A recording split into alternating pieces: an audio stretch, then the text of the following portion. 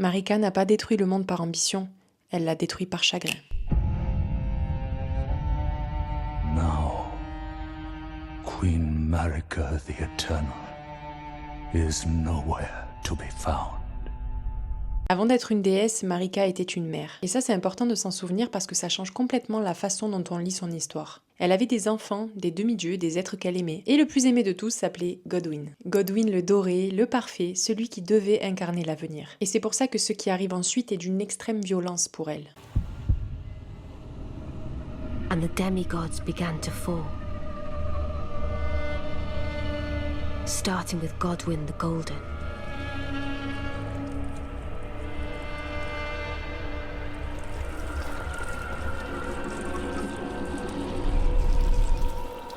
Queen Marika was driven to the brink.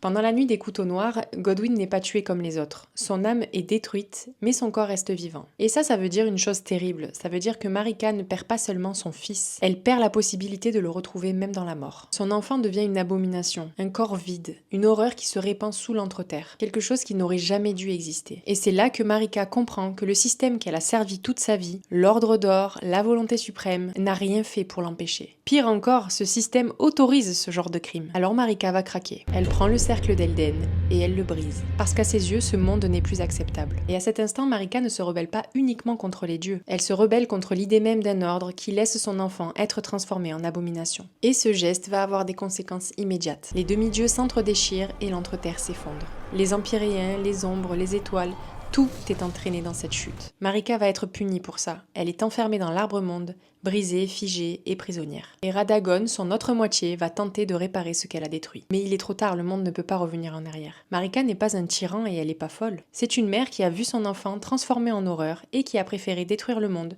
plutôt que d'accepter ça.